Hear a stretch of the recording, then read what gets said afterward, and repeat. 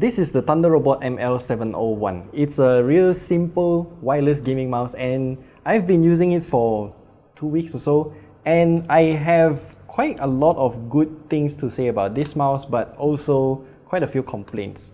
So let's go through all of them here.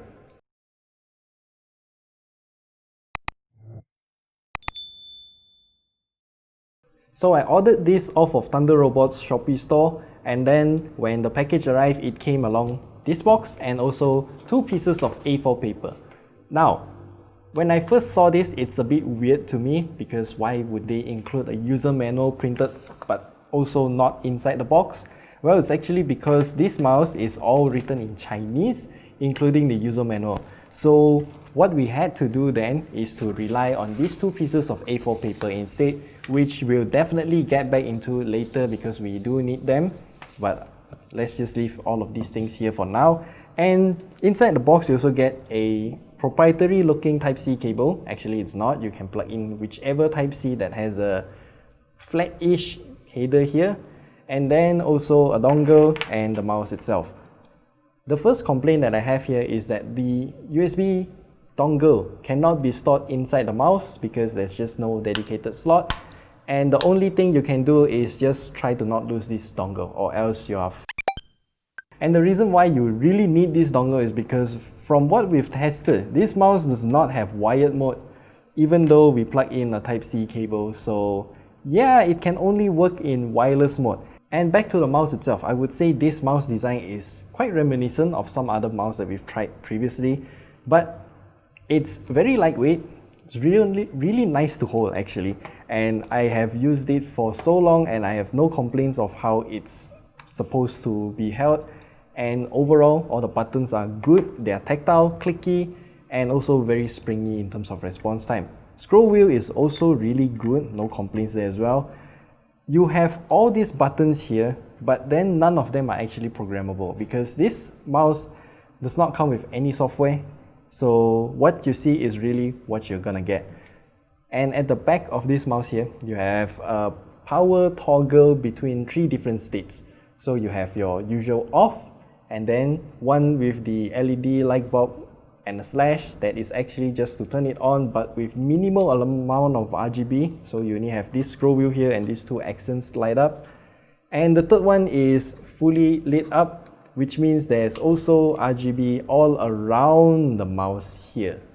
The RGB lighting here can be controlled everything on the mouse itself. So if you want to change between colors, what you have to do is to hold your left click and right click together, and then it will cycle between each and every color.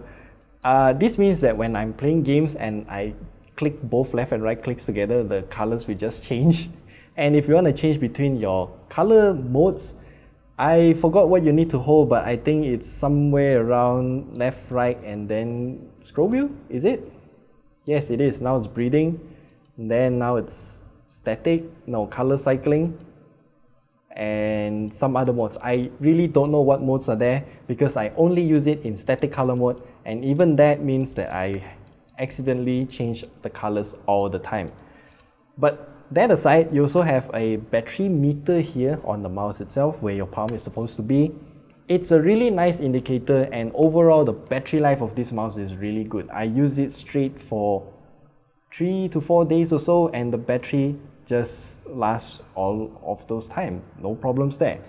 So overall, the Thunderobot ML701, I would say this is a really simple mouse, but in terms of software, they could have done so much more to make this mouse even better. I mean, let's just take this for example. If you give me a software to finely tune all of the buttons to do whatever I want, and also one major complaint that I have is the DPI, because everything is fixed on board. You cannot manually tune to whatever DPI you want. So I usually use mouse at 1000 DPI, but this mouse does not have that 1000 DPI mark. There's only 800 and 1002. So I have to settle for 1002 DPI when I'm using this mouse.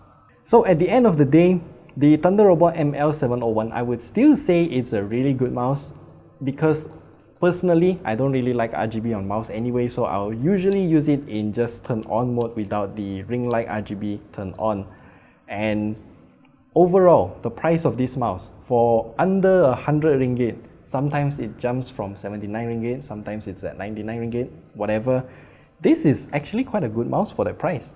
No complaints there. I mean, if you can live with the fixed DPI values and also not being able to control to whatever DPI or RGB that you want, it's a good mouse nonetheless. The battery life is good, real portable, and also Thunderobot, please make a slot for us to store the dongle, please.